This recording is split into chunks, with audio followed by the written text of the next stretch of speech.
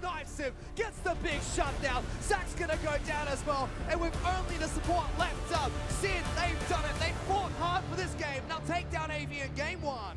Triple is chasing him down, FBI's gone, and it's an easy team fight for AV. They bounce back, they'll be confident in this series now, knowing it's a very even matchup against Sin. Game 2 goes to AV, the best of 5 series is tied up 1-1. FBI has to do the impossible! Rogue and FBI trying to cut this one out. Blinky still wants it. Sybil throws out the ultimate again. Second Nexus turret falls, they turn it around. That's gonna be the ace, and AV turn around game number 3. Big knockout from Jamie. Look at Dokla! Where did Blinky go? He's missing! Suddenly the rest of the team's gonna fall apart as well. Series goes down. FBI takes down the turret as well. That's an ace from Sin. We're going to game number 5.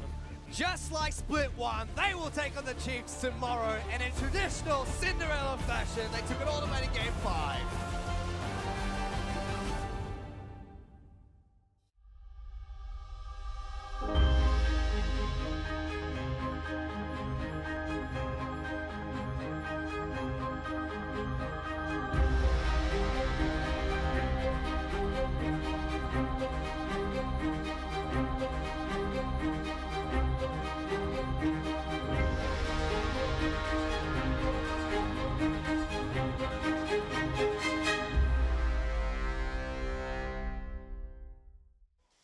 Hello and welcome to this. It is day 2 of our Gauntlet for the OPL. My name is Michael Hingersing, and I'm joined here by Calvin Vicarious Lee and also Bradley Tegunt Seymour. How are you both doing? You well?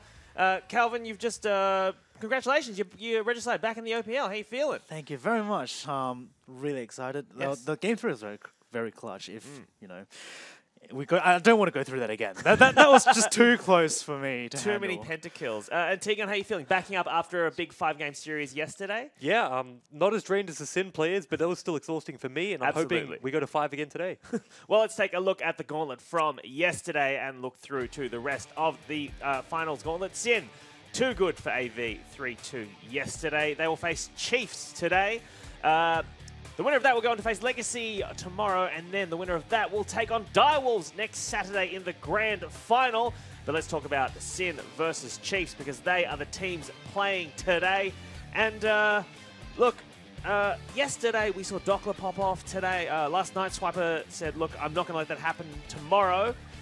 I want to talk about this Chiefs lineup, because they are the 3rd finishing team for this split. And they do not want to lose. This is a redemption split for them, isn't it? They're not 3rd yet. Exactly. Finishing their regulars. But let's take a look at their lineup, shall we? Their top laner is Swiper. Their jungler is Spooks.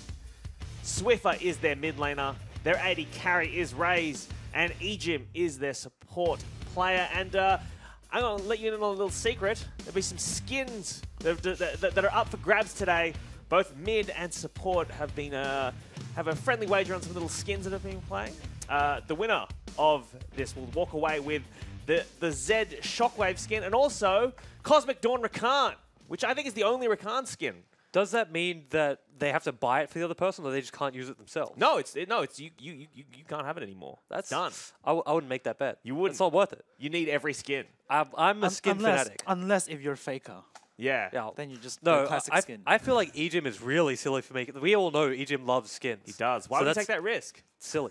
Well, let's take a look at the Sin lineup then, because these guys will be facing off against the Chiefs today. And go through them, shall we?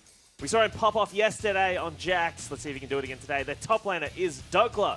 Their jungler and social media king is Juves. Their mid laner, the Talia master, is Ryoma, also known as Tommy.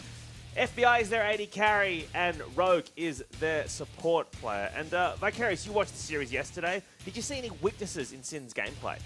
Well, so Sin Gaming, they've shown a pretty solid early game. They've always made their proactive play into the mid game, 20 to 25 minute marks, and then when you look at I think 2 to 3 of their games, they tend to throw around the 30-minute mark. Yeah. That's what happened in games 2 and 3 yesterday, certainly. Outsmarted. He did get outsmarted, but I'm still not going to say it because I don't want to anger Juves. No. All right? It's not someone I want to be at his bad side. No. So leave that one alone. I mean, and then, you know, looking at this series, comparing this to Chiefs, kind of having a weaker early game. We've seen recently. that. We've seen that. We saw Regicide were able to take some advantages off them earlier on in the split. They also had some weak early games versus Abyss. But in this specific matchup, I mean, we saw Sin yesterday. They priority picked their support 4 times out of the 5 games yesterday. That's their first pick. Vicarious, are we going to see that same kind of priority put on bot lane today? Probably, because, I mean, look, Raze and EJ are both Kalista, Thresh, Rakan sort of players. Same as FBI and Rogue. So FBI plays Kalista, plays Xayah. Rogue, obviously known for his Thresh. And first picking bot lane, why not? It doesn't reveal much, right? It reveals a bit, though. Like, if you... Thresh, not so much. Thresh is probably one of the best early picks because it fits into everything. But if you early pick Rakan, the opponent takes away Xayah, so it does sort of lead into the draft. Same thing with taking away something like Braum or hell, Blitzcrank. I'd love to see that. Probably won't happen. But that's just how drafts go. Even in, for example, top lane, because Dokal was so effective yesterday with counterpick, we need to think about, do they save counterpick for their top lane? Do they save it for mid lane? How do they decide which side they want or what they place priority on? We'll talk about the counter picks though. Chiefs have chosen red side. So they're going to get counterpick. They can let Dokla pick his top laner, and then they can pick counterpick for Swiper, or they could save it for Swiffer if they want to do the counterpick mid lane. That's right. And I mean, Chiefs lately they have been trying to get Swiper onto Gnar as a counterpick though. But I mean, when coming to this series, we're not too sure if Sin will ban out, say, Gnar or Renekton, the lane bullies, and how that will affect Chiefs' draft. Yeah, I mean, it depends. Like, you only have so many bans. We've already said they're going to prioritize Kalista, so maybe they ban that. Then they have to deal with maybe some niche picks in mid, because if they're kind of picking top lane, they obviously have to pick a safe mid early. It comes down to how many bans are they willing to throw to make sure they get that top counter pick, or do they just leave it all open and hopefully Swiper has a deep enough champion pool that he plays anything? All right, well, with bearing all that in mind, let's get your guys' predictions as we go into this round 2 of the Gauntlet. Vicarious, who's going to win this one? Can Sin take it off Chiefs? Okay, this is my theory, all right? If this series goes to game 5, it's Sin. But I am going to say 3-1 to Chiefs. Ooh, okay. So Chiefs will only drop 1 game in the first 4, but if it goes to 5 games, Sin will take it. Tegan, what are your thoughts? I'm going to go 3-2 Chiefs. I know it's a theory, but it's a theory. It's unproven. It's not fact. All right? Sin lost to Legacy in a 5-game series. They've done it before. They're not infallible. And I feel that Chiefs, sure, they didn't beat them in the regular split. They've struggled a little bit. But they've looked pretty strong coming into the finals week. And hopefully, with Coach Jish back, they'll be able to take it away. All right. Well, if you're watching at home, tweet at us with who you think should win and who you're showing your support for. Hashtag Sinwarn or hashtag ChiefWin. Please do let us know also on Twitter at the hashtag IamOPL, or pop off in Twitch chat. We'll be putting out some of your tweets up on broadcast throughout the night. But for now, earlier this week, we spoke to the Chiefs about their redemption split. Let's see what they had to say. I think Chiefs, as like a team, we've always struggled in Super Weeks. Going into the Gauntlet, I think it's an opportunity for us to bounce back, and I think that that's something that we are all looking forward to doing. We haven't been playing at our peak, which is like the most disappointing thing. We like struggled against Abyss. Against Regicide, we had like a really weak early game, first game. So there just always seems to be, when we get on stage, like something seems to go wrong that we have to like claw our way back from. Looking to Gauntlet, we're not going to underestimate any opponent, which we may have done in the past. So, you know, we'll treat Sin with respect, and we'll be ready for them. Preparing for Sin will probably be like our priority, because we don't want to look forward and we don't want to look at like Legacy. Like Legacy's another beast, but I think Sin is like the omen that we had last split that really took it from us. So we would definitely want revenge from them, and then like we'd move forward after that. You've mentioned that there were clear-cut 3 best teams at the moment, and I don't think that he should be that harsh on himself. I think that he's definitely in contention for like being on one of the 3 place teams. He just needs to show it. I would view this split as the redemption split for us. Like when we lose, we aren't sore losers. Like we actually take it really well and we just work harder, and that's what we've been doing this split. I can promise that like I will play like the best of my ability in Gauntlet, and so will my team.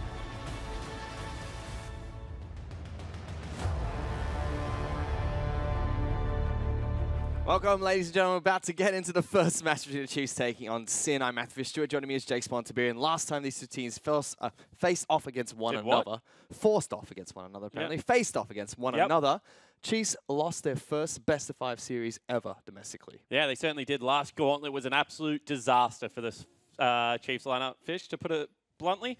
That man on your screen had a very good best-of-5, and we'll see whether they're able to replicate some of it, because Swiffer was the person that in big games dragged the Chiefs over the line. Think about to his classic TF Cassidy games when he's playing Oriana and Aegon was on Alistar versus Legacy and able to hit these big 5-man shockwaves. We haven't seen them lately, and they've really gone a little bit missing through that mid lane, and that man on your screen has a very bad mustache at the moment and also needs to play some better League of Legends. He certainly does. My goodness. He needs to shave and do a much better job in mid lane. Go up against Ryoma, as you mentioned. He's had a really good performance so far this split. Struggled a little bit against Triple yesterday, but stepped up in the games that Sin actually won. Yep. I think that the big thing for Ryoma is he got better as this series went on yesterday. Started very, very slowly, was slow out of the gate. Rogue didn't have the best performance either, in my opinion. He and FBI were playing a lot of the games reactively as opposed to proactively. Against someone like Aegon, that's not going to be able to happen. Thumbs down for some reason. Aegon also doing the T-gun flex before the game. A little bit different from Aegon, the T-gun flex. It wasn't as impressive, but that's all right. He still hits the gym. He tries to still get out and about. Red hair color coming back through. So I'll be interested to see where priority on the map lies. Chiefs have already said that they view Swiper as one of their carries now. Yeah. He's no longer a brick in the top lane, but Dokla showed that he is a legitimate contender for most improved player. Which is really scary because Sin last split won this specified series through flares in the top lane. Him and Jews were able to work together to take down Swiper, snowball a lead, and win through that side of the map. Now that Dokla is a serious threat, Swiper has to be ready to match up against him. Certainly does, but Big Swips has had some good games, solo killing Talion and Kled a couple of times, also had some big Gnar performances. We know that if they go tank versus tank, he would love to bring out the Armored Titan up there in the top lane in something like the Galio. Still plays a fair amount of it.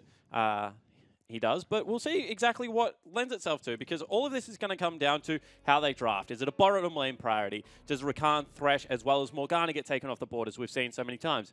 Then all of a sudden they can play whatever they want top lane. Do you hit this man on your screen? Do you get rid of the tanky junglers and see if Spooks can take it to him in a skill matchup? Because really, both of these teams have weapons everywhere that they can utilize to win a best-of-5, and I think we will see adaptations as this series goes on, Fish. And this man on your screen, Jubes, no social media video today. I remember running into him last split before he went up against the Chiefs. You know, he just put out his own video about going into that matchup, and he literally said to me, I want to win this game so I can make a video about Legacy tomorrow, because I've got a banger video coming out, and it was a great one. Unfortunately, they were not able to take down Legacy, but that win gave Sin the opportunity to represent Oceania internationally. It certainly did, and since the Rift Rivals, Sin have continued to explode as a team. They were able to take the win off the Chiefs as well as Legacy. They went 2-1 versus the Direwolves, unfortunately losing out on that series. But otherwise, they've looked pretty unfallible. That guy on your screen, FBI, has really started to grow as a player. Yes. Brand new into the OPL this year, probably in contention for Rookie of the Year, and really has shown that he can play everything from utility to hard-carrying champions. He certainly has. I mean, he played all the different roles yesterday. When he needed to step back into utility, he was able to do so. The one thing we've questioned about FBI throughout the split has been his questionable positioning in crucial games. Normally he positions well. Normally he's a big game player. But there have been a couple of big misplays. Unlike this guy on your screen, Raze has had a great split. You say that, and then he jumped on Fantix's head. That's true. Last week, and probably cost the Chiefs game 1, although he single-handedly brought them back into it. So I feel like if you do that, you are allowed to kind of throw that one away. Big Tristana player, also likes the Callista. Will get onto some hyper carries if he has the opportunity. The last time they beat Sinfish, it was with a Lulu Cogmore lane. Sorry. Lulu Morgana lane would suck. Lulu Cog, a little bit better. And we'll see whether they do go back towards giving some priority to Raze. And let's kind of sit on this bottom lane for a bit, as unfortunately we do have a key binding issue at the moment, so it'll be quite some time before we get into the game, but hopefully resolve that as soon as we can. FBI against Raze. These two hypercarry S players, big game players, backed by very aggressive initiation-heavy supports, now coming into a meta that is very peel-focused, very hypercarry-focused, revolving around Ardent Sensor quite a bit, which we saw none of yesterday. It's going to be a really curious matchup. Do they go back towards the aggressive playmaking supports? Do they play the hyper carry scaling composition in the bottom lane, or do they go back to utility? Well, I think Ejim is a tiny bit more flexible. Not saying that he's a better support than Rogue. I just think he has picks like the Lulu and Morgana that he plays a little bit more proficiently, Fish, that can mean he can shut down a lane if he has to. The Morgana was instrumental last week. It actually turned into a must ban. He was just on point with Dark Bindings as well as that Black Shield. And as you can see, I mean, Raze picking up a couple of games of Caitlyn as well, even though it was nerfed. Gets that CS up there nice and high and will be able to shove down turrets. He runs a really interesting rune page for his Caitlyn as well. Close to 30% attack speed to kind of mitigate the nerf that came through. Yep. He's very confident with CSing despite the lack of AD early on. As you can see, 9.73 when you're running nearly full attack speed is a fair amount of that. He also went Hurricane Fish a couple of times. Yes, he did. You know, one of the highest attack speed items in the game, I think, still. And the highest movement speed out of all the Zeal items as well. So it does help out slightly with positioning.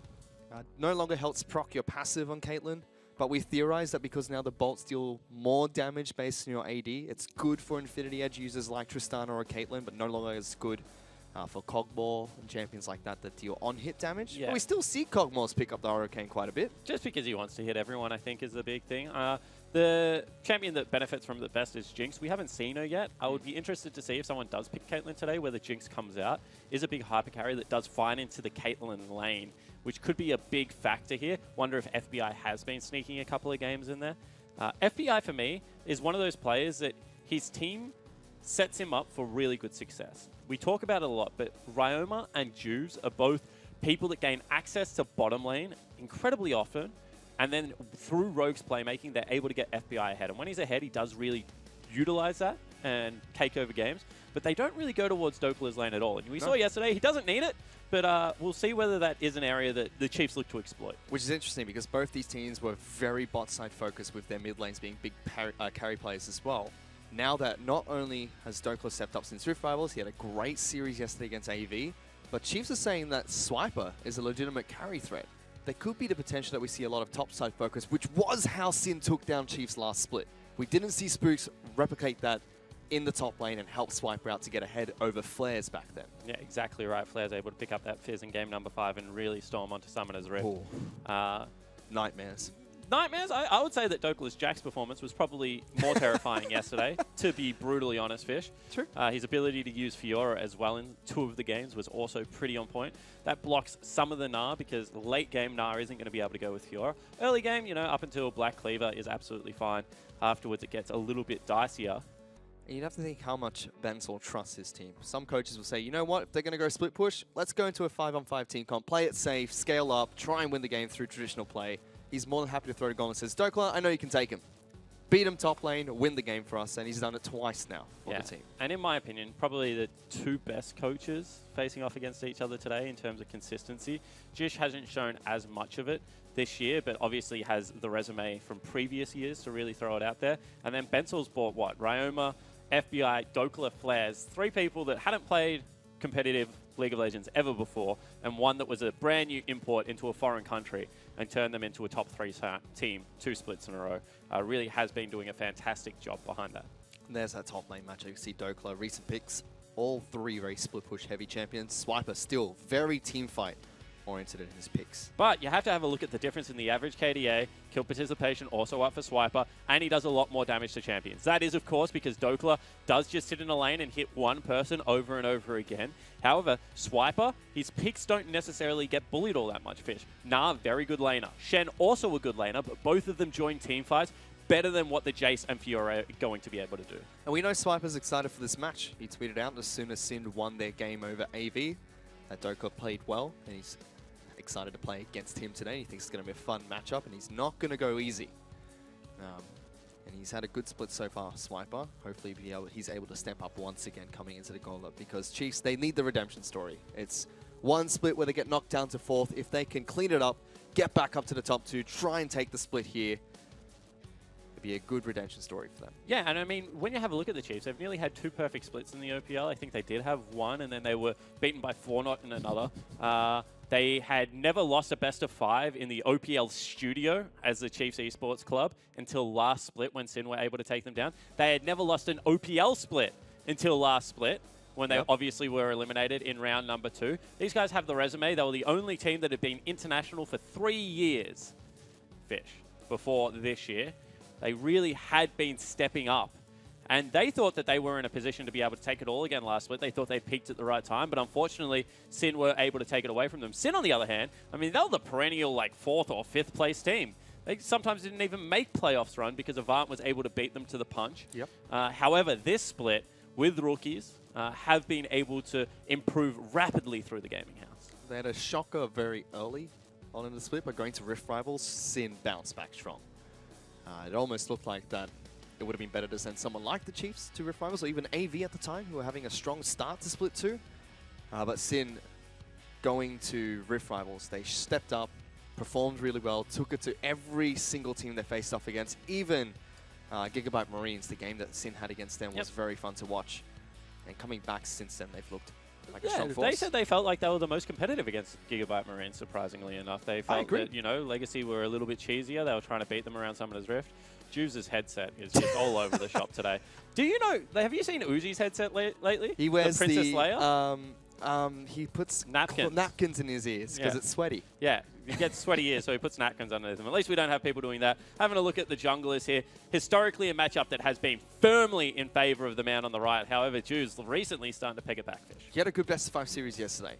And during the entire Gauntlet run, Juves was on and off, game after game. Game 1, he'd do well. Game 2, would falter and rely on the rest of his team to pick up the slack. In fact, in their matchup against Legacy, he made very crucial mistakes that could have won them the game if even shot calling errors. He said that the big shot call to push Nexus and not kill Carbon was actually on him. He told FBI to stop being a hyphy little kid and just focus the Nexus turrets. And unfortunately, Carbon then killed FBI, which Juves honestly blamed himself for. When he left that room, he said that was my fault that we lost that game, which obviously as a captain is the price you pay, but is a little unfortunate. I remember stepping backstage after the series and someone said to me on a different day, that's a 4-1 in favor of Sin. They looked like the better team, but the clutch plays from Legacy and the big mistakes from Sin costed them that best of 5, and they were devastated.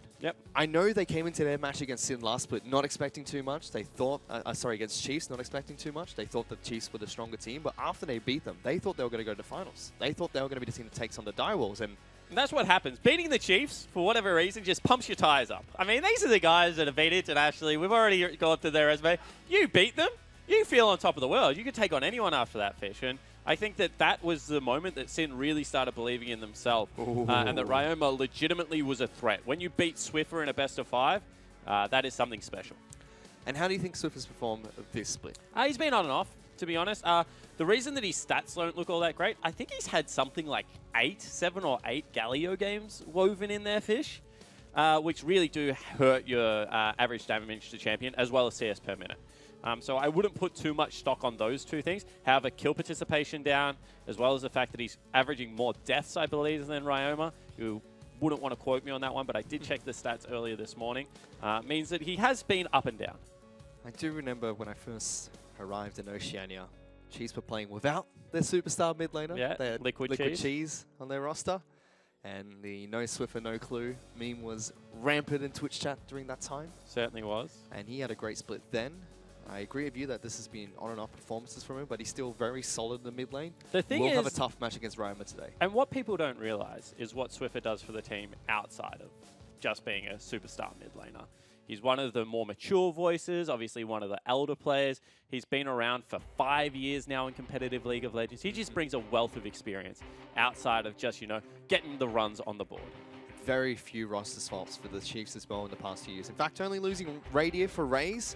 After Radier retired, Raze did step in the big trade between the Chiefs and Direwolves a couple of seasons ago. Obviously, Radier was retiring, so the Chiefs wanted to look towards a franchise player. They felt their bottom lane wasn't working out. And it's paying off. Raze has stepped into us.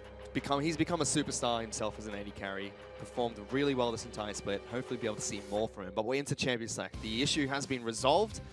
and the first few bans have come through. Thresh already been banned out away from Rogue. The Dokla ban has come out with Jace. Elise being banned out by Sin, and then Twisted Fate. Twisted Fate, a champion we have seen not at all this split, Fish. Someone's leaking scrims. There is a sieve somewhere in these two teams. Finally, Sin will ban out Morgana, taking away Ejim's champion. But yeah, Twisted Fate, it's one of Swiffer's pocket picks. We know he can play it. He's played it historically, but not recently at all. And the final ban from the Chiefs will be Rakan, taking away that support pick that both Rogue and Ejim have vet skins on today. So no one going to get any skins off anything. They're also just going through a couple of the Chiefs picks at the moment. The Fizz hover. Yeah. There we go. First pick Kalista. You'd kind of expect that with Lulu Cog. with Kalista not being banned out. And we have seen Raze play Cog more recently. No Ardent Sensor picked up yet in the Gauntlet run. This could be the first match. Lulu Twitch. Gragas is a great takeaway. Good pick, as well as the denial from both Dokla as well as Juves. Sin heavily prioritized this pick when Kalista is down. Now, next pick for the Chiefs. Normally, their bottom lane would be the focus here. We saw in yesterday's games, it was jungle, 80 carry support. That were the picks on red side. So you have two options here. Sorry to cut you off, Fish. You either take away Braum or something like that you feel is going to partner well with the Kalista, or you take, I was going to say you take a different support that kind of nullifies that. Obviously, Morgana being taken away makes it a little bit more difficult. Tristana is the crit hyper carry at the moment. I think Tristana is in a terrific place. She just feels so smooth to play at the moment. However, does take some time to ramp up still. Ooh, Jarvan locked in for Sin nice and early, just like they did yesterday. And Cassiopeia picked up by Ryoma. He played well the champion, and it's one of Swiffer's signature picks in the current meta. Certainly is. See whether they want to go towards... Ooh, and they take away Nah. So they don't want DOS to be banned at all. Swiper, Big Swips, whatever you want to call him. Don't want him to get target banned in the second round. They think that Swiffer's champion pool is fine. Maybe they can ban out some of Ejim's champion pool here. I would expect Chiefs to get rid of some top laners, or they go towards supports. Yeah, it'd be Alistar and Braum, you'd have to think that Chiefs ban out here. It still leaves like Taric available, Blitzcrank. There is a couple of picks there that still go with it. Just none we don't see too often. Bans out towards Swiffer here, with Syndra taken away. Trundle also could still be played with Kalista. Nah, I didn't sense a Trundle. Please don't do it. Why not? Stoneborn Pack. Everyone with CC can build an Ardent Sensor, Fish. We saw in the CIS region, mid laner Kira went Talia mid lane, built a Rylai's Crystal Scepter, built an Ardent Sensor, went Stoneborn Pack. Oh boy. Ardent Sensor, what a meme. Thankfully we haven't seen it so far. Corki's the final ban from Sin, and it is Alistar Braum taken away by the Chiefs. That would be interesting. That would be, I would say, bad. I'm going to hazard a guess against it. But what do you want to pick up against Cassiopeia? Because she is a very dominant mid laner. Certainly is. I mean, you can just go for a nullifying lane. Something like an Orianna would work well there. Bigger team fight presence, arguably. Longer range, also a little bit more defensive capability. Doesn't get chased out of lane too hard, Fish. You go towards healing, you just play it nice and safely. You do have to be worried about the 2v2, however, coming out of the Chiefs. Both magic damage users going into mixed damage makes it a little bit hard. Although now it's Sejuani jungle. Flex. Jarvan heads into the top lane for Dokla. Sejuani in the jungle for Juves. Final pick for Sin is going to be Kennen for Rogue. All right. That's a big team fighting team comp. Certainly is, and a bully lane coming out of the Cassiopeia, the Kalista and the Kennen. So I think that this game's taken a little bit of a right turn because I don't think the Chiefs would have seen a comp like this yesterday coming out of Sin. They've obviously prepared completely separately for the two teams. And now it looks like they've gone completely towards 5v5. And it is going to be the Janna support for Ejim. That makes sense. Kennen, as well as Jarvan flying at your team comp. What else would you want than something that can just completely nullify that, give a little bit more AD to raise, the movement speed kiting back towards Janna against something like a Cassiopeia is something we don't talk about all that much, but the Tailwind passive certainly helps as well as a coin upgrade, Fish. Yep. So I think the Chiefs team comp is okay. However, big 5v5 wombo combo will be available for Sin. It certainly is. The Chiefs, though, they're not afraid to go 5-on-5 with their team composition either. Just very different windows for them. They rely a lot on Mega Gnar to get into the back lines. Yep. Flash needs to be available for Spooks if he wants to be able to start off a team fight effectively. That Flash Body Slam combo. They have very inconsistent engage. Let's go with inconsistent. Versus someone like a Sejuani that just pegs an ult, or someone like Jarvan that flashes and just jumps on your head. So we'll see whether the Chiefs can make it work. Very similar composition to what they were running last week. It was. Completely different composition coming out of Sin Gaming this time around. And they're going to give Dokkan to Jarvan this time. Yesterday we saw Juice pick it up in 4 of the 5 games. The one game he did not, it was taken away by AV. Yep. And that was played in the top lane by Series. But this time, Dokkan going to flex his muscles in the champion up against a Gnar. It's not a bad matchup for him, and definitely helps out that he has an aggressive jungler as well. Certainly does. And I think the big thing for me is that this shows that Sin are flexible. If they had to put Jarvan back in the jungle and put Dokkan back on a split pusher, you would think, all right, cool. They can't play at top lane. Like, this is just going to be Juice's pick every single time. Yep. It's an S-tier jungler right now. It makes sense. However, the willingness to still flex it around means that anytime they pick it in further drafts, there has to be that little bit of a question mark. And we'll have to see if anything changes throughout the rest of the specified series. But we're on to Summoner's Rift for game number 1. Sin Gaming taking on the Chiefs. Before we get into the action, let's check in with Serianne, who's standing by with the coach of the Chiefs, Jish. Thank you very much, guys. I'm standing here with Jish. Now, you got to see Sin play 5 games yesterday. Was there anything that you learnt or anything that surprised you? I think the most surprising thing was just that Avant played really well. So, like, just like before you into any interview question, like, congratulations to them. I think they looked really good, and it was definitely close to them. Like, I guess the result. Well, I mean, the result was close, hey, but yeah, no, it was a really close series. In terms of learning, I think we saw a lot of what they prioritize, and then interesting perspective is that we saw what Avant wanted to deny Sin a lot, like the Gragas, for example. So yeah, no, we definitely learned a lot from that. We know Swiffer used to be a bit of a fiend on Twisted Fate, but were you expecting that ban to come out today? Not expecting it, but it's not all too surprising. Like Simon's been practicing a lot in solo queue, and we've been playing around with a lot of matchups in scrims. So it's like one less tool we have to use, but yeah. And looking at Sin's team composition today, what's the biggest danger you can see? I think Rioma's Cassiopeia is really strong. So we have a little bit of a hesitation around mid lane, I think. Otherwise, they have a really good mid-game team fight. They can pile on a lot of CC with Kalista, Kennen, Jarvan, Sejuani. So I think if we survive the mid-game, we'll outscale. But yeah, we have to be careful about that. Well, thanks for talking to us today, Jish, and best of luck with the series. No worries. Thank you very much. Serianne has learned. Don't ask Jish about his comp. Ask them about the opposition. Yeah, exactly right. But a little bit of a tussle here, Fish, with brush control given over to Dokkan. He gets a much better trade. Yep. He also has a sustain advantage, although now Swiper gives him a couple. Yeah, that was bad. I was about to say that Gnar has a very short range from a ranged champion. Jarvan can trade very well with that shield. But Dokkan took one too many auto attacks there. Yeah, also, yeah, Swiper's going to be autoing the wave for sustain. Means it will push in. You can see mid lane has hit level 2 already as we were watching some shenanigans top lane. Coin start out of Aegium versus a little bit more aggressive and spell thieves on Rogue. There's just so much to talk about around the whole map. Mega Gnar about to come through with level 2. We have a tweet coming in from Devs Defina. Juice, mum, Sin Oceania, set your goals high and don't stop till you get there. We're right behind you all the way. Hashtag Sin Fighter. Sin have a very passionate fan base. And much as I love a good fairy tale, it's Chiefs time. We are the Chiefs. Hashtag Chiefs And win. that's Quinn Korobitz. That's the 80 carry of the Chiefs mum. As the junglers now bop into each other in the jungle, and Spooks is absolutely destroying Juves. Really good damage coming out from Spooks. Juves. Slow comes through. He's not able to get the chunk of damage that comes out from the burst after the stun. Kevin Paul, that's KP. That's Aegium's dad. Just parents flying everywhere today. Mums and dads of the OPL chiming in today. It's good to see all the support we get for the players here in the league. Isn't it, though? My parents don't even know what a League of Legends is, Fish. You can see bottom lane already getting significantly pressured. Down 10 CS at only the second wave and continually taking harass underneath turret. Will start to add up.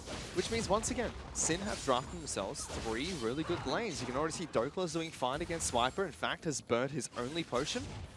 Trading a single corrupting pop for it as well. He goes in again, gets good damage on the Swiper. Grass of the Undying as well. Swiper does next to nothing. Yeah, however, this game, lane will start to swing very heavily. Jarvan does well early game while he has mana against a lot of people. I feel like as soon as Swiper gets boots too, Swiffer might die. Ryoma gets good damage, flashes on him, forces the heal out of Swiffer, and Ryoma looked like he didn't have enough mana to twin fang Bad trade out of Ryoma. You do not want to give up your flash for just a heal against the Gragas that has a flash body slam combo. He was just going to be able to force him out of lane fish. There was no way Swiffer could come back to that lane if Ryoma didn't flash after him. I think that is a first of, you know, just the nervous mistakes that can come out when you're in a big best of 5. Yeah, and Ryoma's lost a lot of CS for that as well. Missing about 4 to 5 minions. We'll get this cannon. Yep. And Ryoma is such a good Cassiopeia. But I feel like Swiffer kind of mind-gamed him into that one. Obviously, you don't want to take a losing trade, but if you have to give up this whole wave, that is so much experience. He's just waiting in Fog of War, so he wants to come back once Swiffer pushes this in. Yep. So that's smart out of Ryoma. Has gone the Dorian's ring start, 2 potions. So, yeah, he's absolutely fine now. Just the early advantage. See the pink ward has been placed on the bottom side of mid, so Juves will be able to spot out Spooks now. Yeah, but we've already seen that Spooks wins this trade nice and early due to the Gragas damage that comes out. Not only that, he just waits for the passive to go away, Fish. Spooks is being really patient because he's got Courage of the Colossus. The old Colossus Keystone Mastery there isn't going for the extra damage of Thunderlord. And you can see that he's just confidently walking at him. Don't know why he's that confident given the fact that Ejim isn't actually in lane at the moment. So it is risky still. I mean, it must just be the lane priority that he's gotten from Swiffer that he's happy with. Ryma's already... fact that they're clearly showing him bottom lane as Juves will be able to stun him up here. There's that damage from the burst, but Spook's still winning the trades quite well. Gets the big chicken. Yeah, it took the 3 or 4 of the chickens, I think, there. So we'll be very happy with that. Also, we'll spot out the pink ward. That was good from Ryoma. He sacked a lot of CS, but found a good win to go back. Now 18 CS behind, but gets his tier, which is crucial for Cassiopeia. Yeah, it is. But Cassiopeia wins this matchup. Yeah. So you don't want to be 18 CS behind in a winning matchup. You can see Swiffer gives his belly a rub, obviously feeling pretty good about himself. Dokla is up in the top lane, as well as a 12 CS lead in the bottom lane, which is why this game is still dead even, Fish. And also, Dokla didn't have to use his TP for his shop, so there's always a potential that if something goes wrong elsewhere on the map, he can show up while Swiper cannot. One thing I do know about Ryoma, though, after watching him play at Origin, is he's very tilt resistant. Swiper is petrified right now that Juves is up here. Good ward by Dokla. Can spot out Spooks if he tries to run through the lane. And that denied a lot of experience away from Swiper. You can see that he's still a level behind Dokla. Yep. So that's a big play coming out from the top lane. He's a full level behind as well. As you can see, Dokla's experience, as we were explaining yesterday, he's about to tick over to the next level this wave, and Swiper only just got it with a teleport. Fishery. So currently, top lane doing well for Sin. Bottom lane being pushed in very heavily by Sin as well. The lane that you'd expect a big advantage. Mid lane. What? That's 7 minutes and 15 seconds, and Sin have first turret? That is huge for Sin. All of a sudden, what was a dead even game, you know, we were talking about the fact that the Chiefs were still in this one, has absolutely been blown wide open. Now Swiffer needs to get a wriggle on. You can see that he's trying to harass underneath turret, because if he doesn't pick up a solo kill, get some pressure somewhere, then this map will start to fall apart. Now Spooks is invading, but he has been caught out by the Cassio. Why are we showing the cask? Thank you. Kill the red buff! Down with the red buffs in the jungle. Chiefs will use this time to try and take Mountain Dragon for themselves. Still not worth. First Drake versus first turret. Let's give it over to the first turret convincingly and just move on. So that's really quick from Sin, 7-minute turret. But they keep their AD carrying support in the bottom lane. They're happy with the Jarvan Gnar matchup for now. You can see the item advantage that this has led to. Boots 2, 1,100 gold plus 900 gold for the Vamp Scepter, so about 2,350 in the pocket of FBI versus like what, 2,000? Yeah, he's very far ahead. 600 gold up on Quinn at the moment. However, Raze did hit level 6 first. Unfortunately for Raze though, he came to lane with 300 gold, couldn't shop.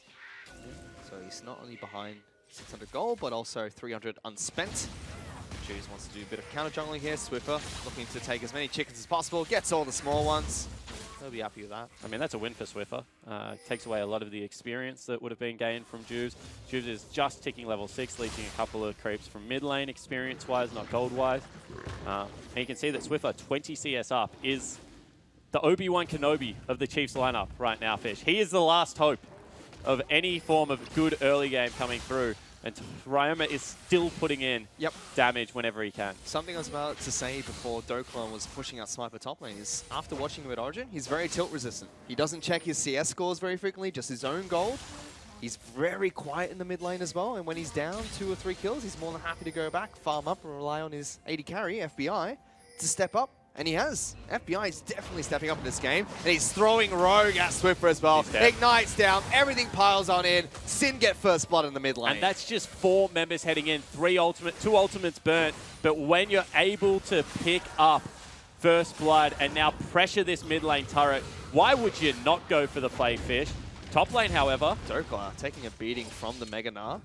Happy to trade back slightly, but they're going for more. Spooks has died in the mid lane. And they're just trying to protect the turret, but it's not working. Sin have absolutely exploded in this early game. This is what Vicarious as well as T-Gun were talking about. Sin's early game looks to be much more impressive, and now Ejim, you might just be next.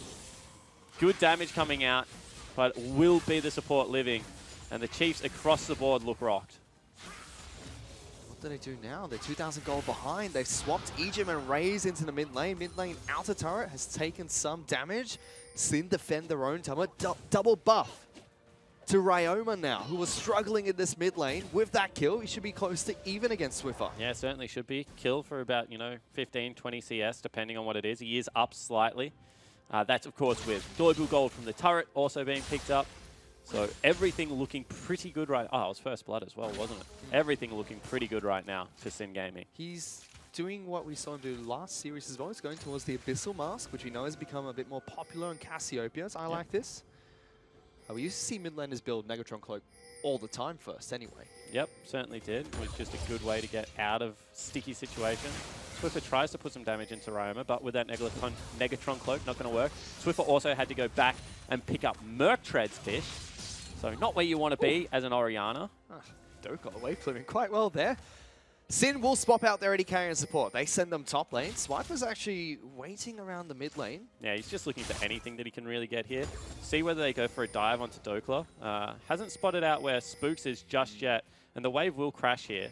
Ultimate available for Spooks. Now shows Dokla does the right thing. Steps back, trying to contest these Krugs actually. Actually did a lot of Spooks' health there in damage, so I think that's worth for Dokla. See whether he can clear out this wave as well. He certainly can. So the Chiefs behind in tempo. They're going to lose out on Rift Herald as well as top lane turret eventually. And that will also mean that they'll eventually be able to break mid lane quite simply. I like that from Sin. There's no rush to try and turret trade here because first turret's already fallen. Yep. No matter how fast Chiefs take this one down, when Sin take down top lane, yeah, and the same goal. The thing about this is that if they see the Gnar join any kind of push, they just drop Rift Herald and they take another turret Fish. That top lane is going to fall. Chiefs are retreating. Ejim was backing on a ward and it gets cancelled by Dokla. Yeah, they just don't know where Swiper is. So Swiper's positioning probably saved that turret in the long run, Fish. But the Chiefs still 2,000 gold down at 12 minutes. Not looking all that impressive in this early game. And sure, Swiper positioning may have saved the turret, but at what cost? He is now 30 CS behind Dokla. He was sitting around mid lane, inside of Sin's jungle, trying to take away the chickens, and even then, falling further and further behind this Jarvan. Yeah, we'll be able to catch a big wave bottom. We'll catch him up about, 12 CS. We'll see exactly how far behind he ends up. The mid lane discrepancy is growing at the moment. However, as we already mentioned, the kill and the assist helped Ryoma out a lot, but Swiffer's back up in gold right now. It's about whether they can hold on and defend for long enough. We're not even at the mid-game yet that Jish was worried about Fish. We're still in the early stages of the game, and the Chiefs just don't look like they have any way to fight off Sin's aggression. I really want to know what has changed for the top laner of Sin. Coming into the split, he didn't look as good as Splares. There was a lot of criticism surrounding him. He was a rookie as well. He's become one of the better top laners in the OPL. Moving into this Gauntlet run, he had a great performance against AV. In fact, 2 out of the 3 wins that Sin had was in the back of Dokla. Yep. He almost single-handedly beat AV in a couple of those games. And now he's doing perfectly fine against the Chiefs. Roll playing on the top side of the map, wave clearing very well. And now they drop the Herald in the mid lane, which means that the Chiefs cannot defend. They need to defend tier 2. You can see already Swiffer is backing up. This might be a burnt shockwave to try and clear out second wave. And Swipe is caught bottom lane by Ryoma. Taking a lot of damage from the Snake Lady. Oh no, Swiper! You hate to see it, but Big Swips has splashed into a wall, giving Ryoma a kill in the bottom lane. Yeah, it gives it a little bit of a chuckle, but that one feels bad. You see the head rolls back afterwards. Should have been able to line up that Flash Fish. It's not a hard one to be able to land from that side of Summoner's Rift. However, he mucks it up, and now it's 3 kills, 3 turrets, and a 3,000 gold lead early over for Sin. And they must be a sad. Sin, we know they're an emotional team. We know they're very... they have a... I'm going to continue the meme here. They have good mental fortitude, but at the same time, they're emotional players. When they win, they start to snowball. They start to get pumped up. They get ready for the next match. They can taste victory already, even though it's just game 1, 14 minutes in, and they must be excited. And look at Juice. Juice is about to camp out Swiper one more time, and this could lead to another kill.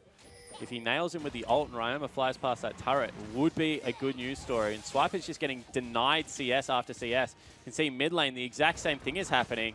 They don't know where the cannon is, so Swiffer can't defend this turret either. The Chiefs are just bleeding objective. Spirix is trying to come into the mid lane to defend that, will successfully do so. Dokla did a good job top side of the map. He didn't save the turret, but he sent Ejim back to base and almost took him down. He stepped too far forward there. I mean, Ejim's level 6 versus level 11 on Dokla. So even though Dokla hasn't got like the most scary items at this stage of the game, I mean, he's on his way to the 2-item spike of Jarvan. The fact that Ejim just has nothing is more important. He's now got his Ardent Sensor, but what's the trade-off here? Janna going to be able to pure for Raze, who still needs more items, despite the Ardent Sensor giving him a big buff. Yeah, he needs 3 items in this game at least, Raze. Probably also needs to go towards the Last Whisper, given the fact that he's fallen behind. Whereas Rogue's comfortable now. He's got ultimate from Kalista. He's a cannon. He's more than happy to initiate. Doesn't buff up anyone, but he's going to do his job no matter what time in this game is. And also, something that we don't talk about much from Ardent Sensor supports, and a reason that we might not see them played as much, is they forfeit so much map control pitch. Yep. You can see already that wards are out absolutely everywhere for Sin Gaming. They're all throughout the jungle. They're scattering the vision of the Chiefs. They're blowing up blast plants where they can. And the big news story is that Ejim still hasn't been able to pick up any Sightstone because he's rushed an Ardent Sensor, which sure makes him more... Oh, Swiper might be dead here. Dokla going to get collapsed upon. The Gnar into nothing from Swiper. Big Swips might be on a little bit of tilt fish.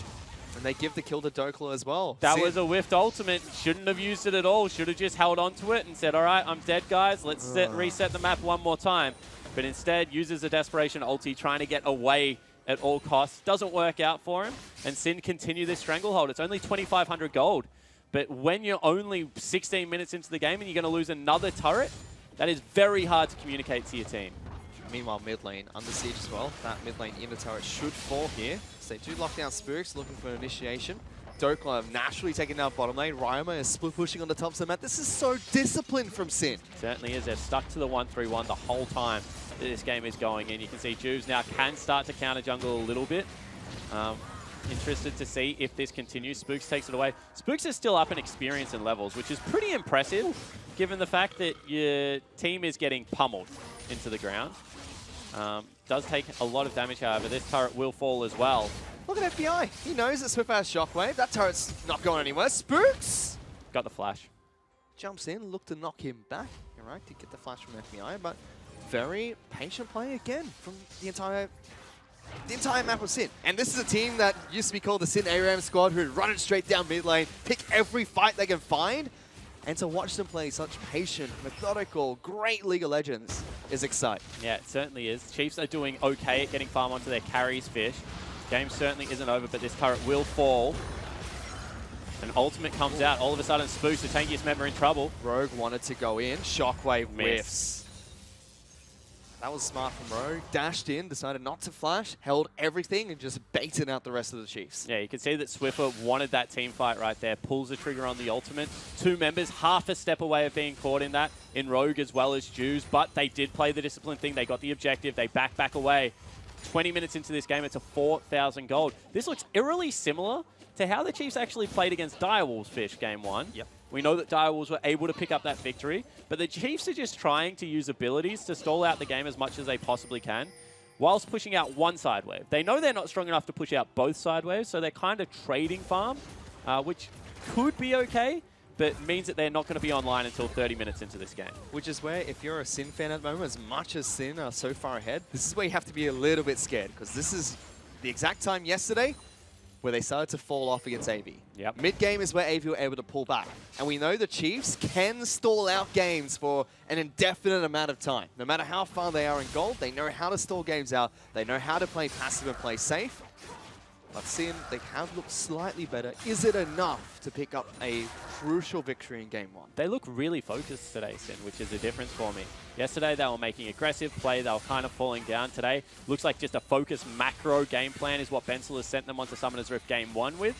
The other big thing is they have Callista and Cassiopeia, which means that the game, as soon as it hits 20 minutes, becomes very easy to close out Fish because you have the quickest Baron take in the game, categorically, as well as one of the best secures.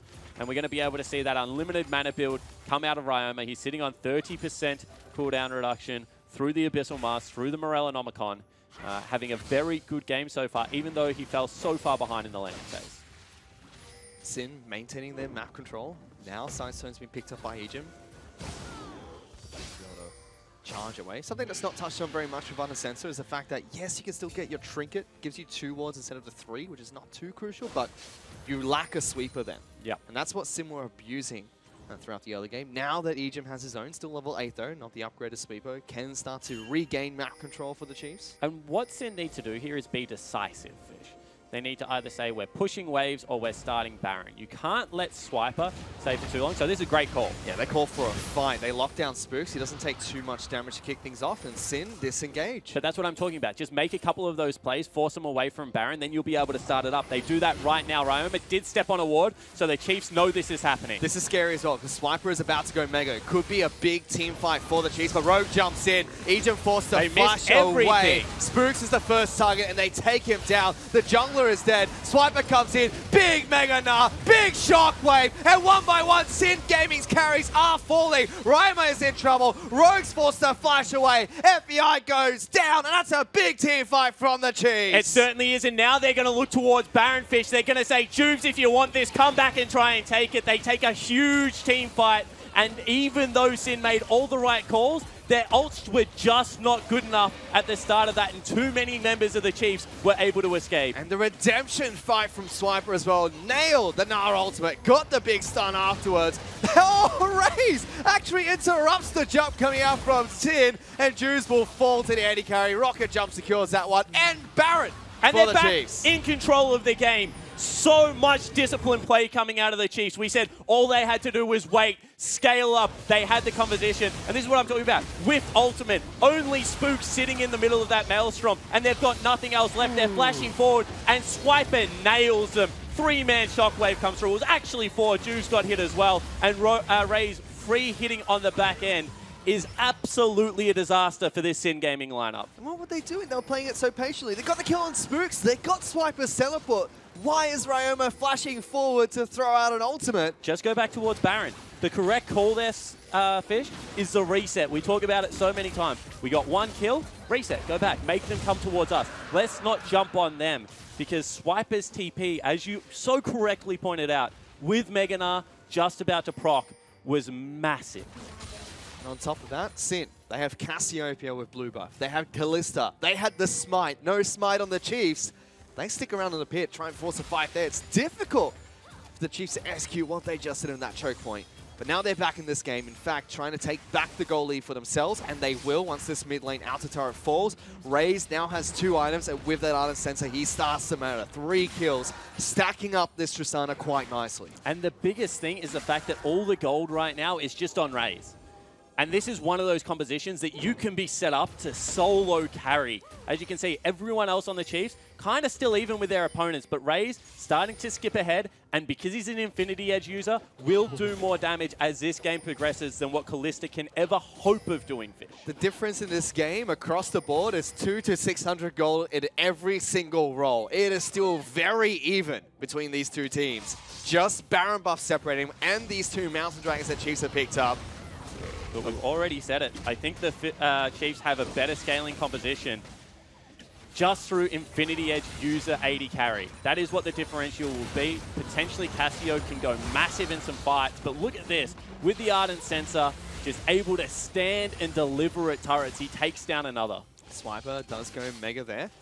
So, 1,500 gold lead for the Chiefs. Only 2 more outer turrets to take, mid lane and bottom lane. If they get 1 more, it gives them a sizable advantage. If not, dead even when Baron buff expires. Exactly right. We'll see exactly what comes through here. Spook spots out 2. This now can be bad for Juves. See if the rest of the team can get here in time. FBI's coming through, but Chiefs focus on the objective. They get mid lane out of turret. Rogue wants to go in, already at half health though. Dokla gets on top of Egypt, pops his ultimate, interrupted. The support goes down, but a massive shockwave will kill the jungler. Oh, they knock back Dokla as well. FBI's getting good damage. Big ultimate from Rogue as well as Ryoma. They're going to take down the Mega Gnar, chasing after the 80 carry as well as the mid laner. So in the end, it's a 3-for-3 trade. That is Sin Gaming fighting underneath the turret that was hitting the Chiefs the entirety of the time. Ooh. However, it is mid lane and 80 carry left available on both teams, and look how much damage Swiffer does. Chiefs just have the range advantage in this siege. Tristana, maximum range. Orianna, much higher range than the Cassiopeia. This turret's going to fall nice and easy. Ray's taking quite a few shots for this, but no FBI to help with the defense means that Chiefs will break the base and pick up a 4,000 gold lead. And this is a 7,000 gold lead swing. Remember, before that Baron buff,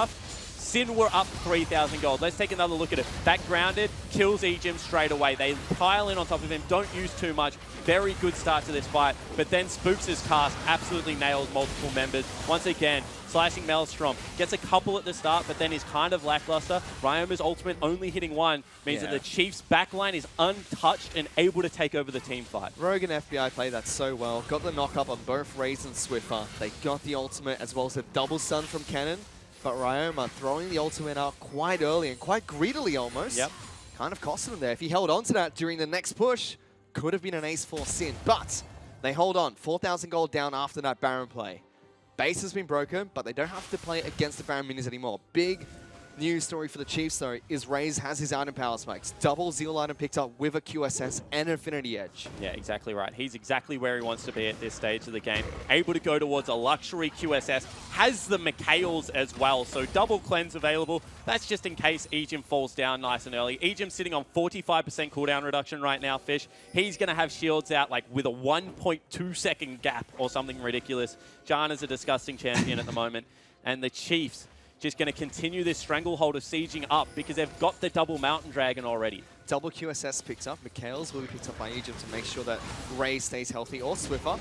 They go in. FBI's not back. Instant flash, but a shockwave connects. FBI still alive. Massive stuns come through. The wombo combo for Sin is huge. Somehow FBI still staying in this fight. But look at Ryoma. Big Swips is in. Big Gnar. Boulders to the face. Slaps them down as well. Tommy's still fighting back. Egypt goes low. The grounder comes out. Massive shields from Egypt. Keeps Raze alive. Clutch plays from the Chiefs. And Swiper, after having a disastrous early game, has absolutely put the Chiefs in his back in these team fights. That was a huge Mega Gnar. And the top laner of the Chiefs showing he is a legitimate carry. Certainly is. Only Ryoma left to defend this against both carries and a Janna. This is not impossible. Chiefs will break the base, possibly take an inhibitor. Yeah, they certainly will. Still 20 seconds on Dokla. You can just see the range and attack speed means that no one can get near Raze at this stage of the game. And Rocket Jump's ability to reset through the satchel charge is really what pushed Tristana over the edge. As soon as we gave her a little bit of attack speed back, she's just been obnoxious. Great start to this team fight. However, FBI's willingness to still fight, even though he's on so low health, is really what got them that first kill. And then Swips flashes forward, 3-man Gnar into the big ground slam as well for the kill. Dokla thinks he can get back in here, but Raze, lucky crit. Good players crit more. That's just a fact of life, unfortunately. And able to go back towards what is now a last whisper, 5-0-5, after losing your turret at, what, 7 minutes in the game. Yep. Now turning into the carry the Chiefs really need. 7,000 gold lead for the Chiefs. One thing I wanted to mention about the Chiefs team comp, Raze, massive range. Orianna can provide great range to a team as well with a Janna. Means Sin, a short range, high CC team comp, have one chance to get into the fight. If they can't, the reset's just going to be way too potent, and we've seen it 2 fights in a row now for the Chiefs. And it's also a hard team comp to come at, because you're going to have to run through Gragas, Gnar, with Janna resetting the fight at every opportunity through the nados, as well as the big ultimate fish. Now with control over that mid lane wave, they should be able to easily access Baron as well. Push out mid. Well, actually, just wait for Na to continue the split push because nothing there. Ray's being caught up a little bit. But they have double QSS and they're going to kill Juice. They just single-handedly take down the tank front line of Sin. Na is teleporting in. Look at him go. Rogue gets knocked back. Ryoma can't get in the back line. Swiper jumps on top of the Snake Lady. Oh. Spooks, though, going to jump back in. FBI goes low. Swiffer goes on a killing spree, and one by one, Sin are going to fall. Yes, it's a great cataclysm, but you can't do anything else. Ray's going to go for more. FBI might die here. Certainly might. Well, that's a huge crit. He Goodbye. gets the reset. Goodbye, FBI. And Ray's 7-0-7 is unstoppable. Chiefs will take down Baron here. They just got 4 kills in a team fight. Raze and Ejim are left to go and take down Hibber. He's got on top of Ryoma. He just got a solo kill in Sin's base. That should be game. He just wants to win it right now. Jubes is going to be up in 5 seconds, but this needs to be a captain's performance. The rest of the Chiefs, they're starting to stream into the base, but it will be the Cannon, it will be the Sejuani trying to put an end to this. Doesn't even matter. Raze and Ejim single-handedly taking down Ryoma means Rogue and Jews have to try to do something. Raze almost kills him inside the Fountain. He just stands in between the Nexus and Fountain. And with that, the Chiefs, they fight back hard and they take game 1 over Sin. Boy, oh boy, we're going to have a series. The Chiefs are fired up. You should have heard their screams behind us. They were absolutely popping off in that game, but Sin's early game is terrifying. Let's just take a minute to remember that at about 13 minutes into this game, Sin were up by 4,000 goldfish and had complete control over the whole map. But the late game team fight, Swiper, he made so many early game mistakes. One big play puts him back in it. Then he wins the subsequent team fight and the one after that as well. What a monster. Ban Nah. I mean, they dealt with it in the laning phase, and normally that's what Nah's picked for. He can team fight, but he's really oppressive to deal with Frozen Mallet, with Black Cleaver. But those team fights, those Mega Nahs, were absolutely next level fish. They certainly were. Swiffer as well had a fantastic game. Shut down Ryoma in the early game, and in the team fights, big shockwaves coming out from him. He's able to snipe out the back line as well and stay very safe. Yeah, he certainly was. I mean, he was up 40 CS, but then he died. And Ryoma got that kill, got the double buffs, got an assist as well. All of the turrets falling, you're like, all right, they've got Cassiopeia to the point of the game which she'll be able to take over. Unfortunately, it didn't happen because with all the resets and with that big shockwave, Swiffer had a lot of impact. So Sin win the early game, but Chiefs fight back and take game 1. Still a best 5 series, though. To break it down a bit further, let's send it back to the analyst desk. Thank you very much, Fish and Spawn, T-Gun Vicarious. This game, it really looked like it was in Sin's hands from the start, and then it all just fell away. That's how most games look against when you're going uncensor. I'll say that from experience and just from watching games like it. They shouldn't have lost the tower as early as they did down bot lane. 7 minutes, shocking. But whenever you're going uncensor, I want everyone to understand it's not something that you go with the intention to win lane. You don't do that with the intention of winning the first 10, 15 minutes of the game. Doing that against Sin might be a bit naive because that's the strongest point of the game for Sin, but it wasn't unexpected from me. Vicarious, I mean, you play a bit of support. You coach a little bit of support as well. Did you expect that kind of tower being lost at 7 minutes? And did you feel like when that tower went down, oh, Sin have got this? You know, looking at this comm, right? You've got Janna Tristana in the bot lane into Callista Cannon. I did not expect a 7-minute first brick. That was like upstairs. I was like, "What is happening?" You were very confused. I was. It happened was so kind of quickly shocking as well, though, didn't it? Yeah, it just happened like because there was no frames in the bot lane at all, and then all of a sudden, well, tower's gone. Tower's gone, and wow, that was kind of shocking because Tristana has pretty good wave clear with her E, the bomb. And on top of that, your Janna. You've got your Janna shield that amplifies the damage. How can you drop a turret that early into the game? Just doesn't make sense to me. And then, later on, 9 minutes, Sim rotated into the mid lane. Got the first blood. Yep. That was really clear. Yeah, really I mean, clean.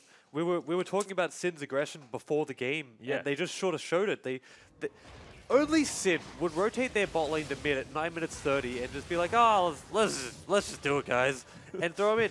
Swiffer should have respected the Kalista ulti. He had the time to flash before that, but he thought that he'd be able to get away with either just sort of soaking the damage and leaving with his heal, or maybe flashing afterwards. It's what a lot of players do. They tend to save their flash until they absolutely have to burn it.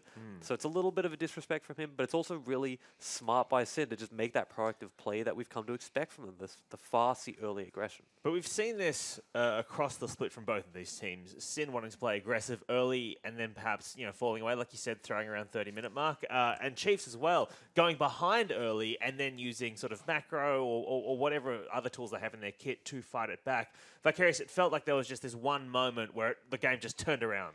Yeah, so like this is the moment where I really, really want to highlight the Chiefs' coordination. So if you look at this, I mean, it's a bad execution from Sin. You've got the Sejuani ult that you missed. You've got the Jarvan flag and drag that was missed. This play was very, very well coordinated between Swiper and Ejim because, Chiefs was like, hey, Mega Nar's coming up. Yep. We're going to initiate as soon as I go in. So, Nar got into Mega form, jumps in, immediately Ejim flash. Yeah. I mean, not flash, use her ult to push 2 members of Sin backwards into that very tiny wall next to the river. And that's the 3-man ult, and then, Chiefs just clean up. There's nothing to say. At that Just clean point, up. Swipe had a bit of a rough early game, but that point, and then the subsequent fights where he did the exact same thing, just made him feel like the MVP for me in that game. A lot of people are going to look at the stats and go, well, Raze was whatever he was, 606. He had a perfect game, 10-0, right? 10, whatever it the is, perfect yeah. player he is. But he wasn't doing a lot in those fights proactively. He was just sitting on the back, making sure he didn't die, and honestly wasn't even putting out that much damage in the important fights. So while not dying is important, especially when you're going Ardent Sensor and putting a lot of eggs in the Raze basket, he wasn't doing enough damage, and that's where Swiper and Swiffer came in, just having that incredible coordination, the 3-man Nara ult into the 4-man Shockwave. That was really, really important for them to start mounting that comeback. So after that fight near Baron and then Chiefs taking Baron, Tigon, did you feel like it was just all over then for Sin? Or, because we were up there and we were like, well, that's what we've been waiting for. Chiefs turning around. All right, everyone pack up your bags. But, it felt like this this Sin team could still come back at some point.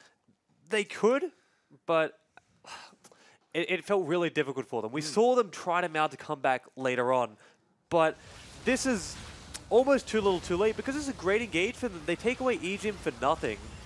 The Orianna ulti doesn't hit either of the main carriers in Kalista or Cassiopeia. Great Kennen ulti, and it's still just a 3-for-3 with a tower loss. Yeah. When you get pretty much everything you want and you're still losing an objective, and they also lost top tower on their inhibitor as well from this. After that, you got to think, what do you have to do to come back into this? Because I was watching that fight. I'm like, all right, yeah, that was good by Sin. Oh, that's good too.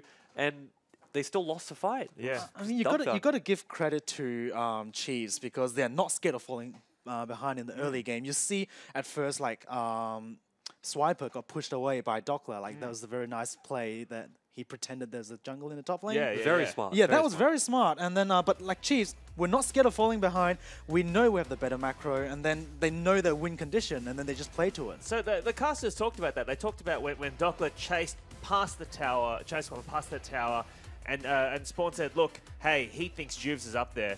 I mean, is that a high-risk, high-reward play? If Swiper turns around, absolutely. Dockler dies, right? Absolutely. And it's about bluffing. If Dockler knows where the Chiefs jungler is, then it's just really smart because obviously Swiper didn't know where Juves was. He has to pay the respect.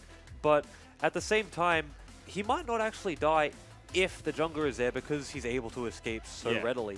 But it's just really smart proactive play that a lot of people don't do, and it's why it works so well. Because often, if someone acts like the jungler's there, the jungler is there. It's something that's nice and refreshing to see a player just going, well, hey, my jungler's here. I swewer, dude, just trust me. Not me. I'm a fan of honest League of Legends. I don't like this bluffing. Only truth on the rift.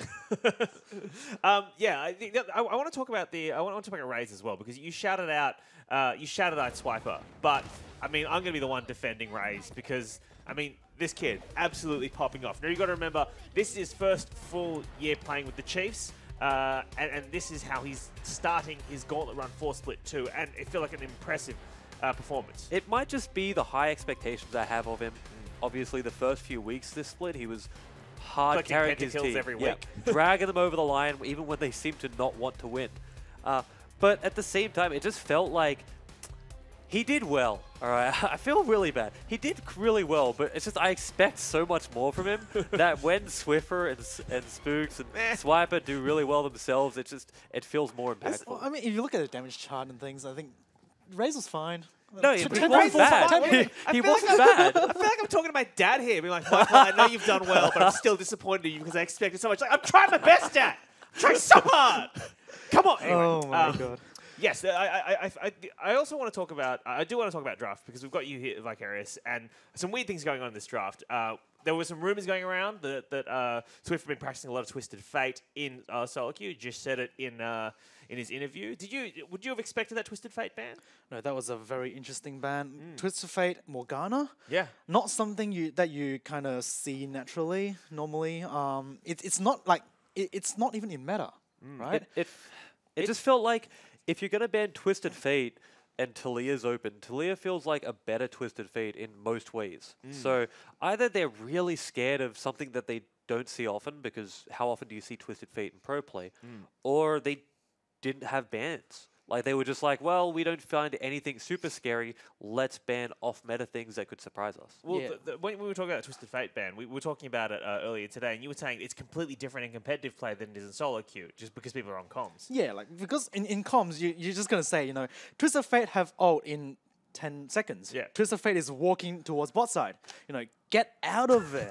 If you're Like, not, if you're still under their turret, trying to take that 7-minute turret, you're gonna die. The keynote is pings aren't enough. We need inbuilt voice comms apparently to make these champions worse. Do you pay attention to pings? I ignore all pings because just mute all the pings. Yeah, most of them are just question mark pinging my corpse most of the time. It's just. I love question mark ping. I very quickly question mark ping stupid things, especially my own stupid things. Oh, absolutely. It's like because my thought process is if I do something stupid, if I question mark it first, no one else will. All right, you got to get ahead of it. But on the replay, people might not be able to know that you're doing it yourself. If you're looking at the Twitch, Just AFK. No, not at all. We do not. No. Don't AFK. Yes, let's talk about the rest of this. I feel like the Morgana ban directed towards EGM was as a result of the Morgana he played against Direwolves last week. But then so many support bans across the entire, which is what we talked about going into this, right? We have Thresh, Morgana, Rakan, Alistar, Braum. I mean, Rogue and EGM must be feeling like, come on, I just want to play my champs. I feel like the Morgana ban, it didn't give away the Kennen pick, but it feels like it was banned to help facilitate the Kennen pick. Obviously, Black Shield removing stun, removing the knock-up is pretty beneficial. Janna does really well in her own right as well. But that's the only reason I can think of it, because other than that, Morgana isn't a top-tier pick. You wouldn't pick it to facilitate a hypercarry like Tristana. You wouldn't prioritize it over Lulu or Janna.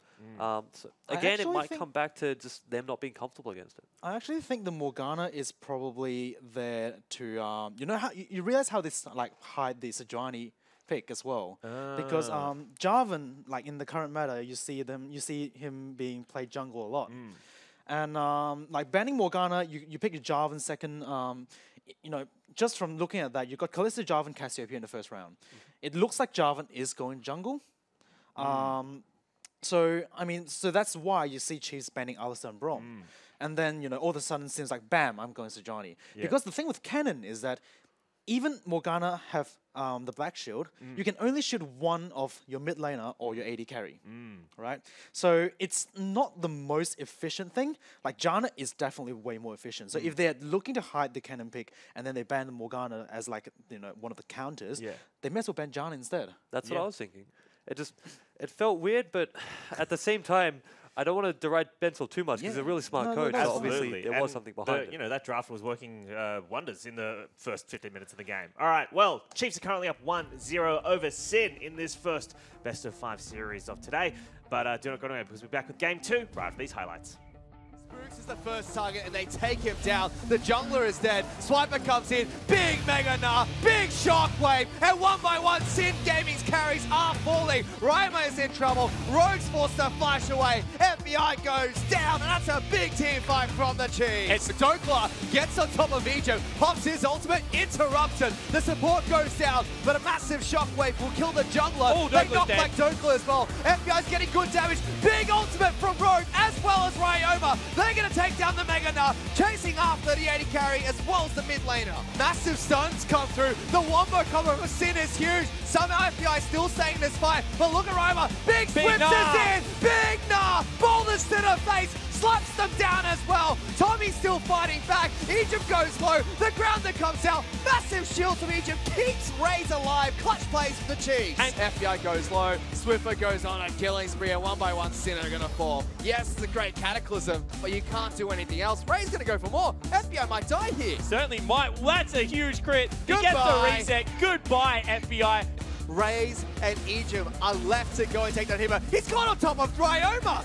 He just got a solo kill in Sin's base. That should be game. Raze almost kills him inside the Fountain. He just stands in between the Nexus and Fountain. And with that, the Chiefs, they fight back hard and they take game 1 over Sin.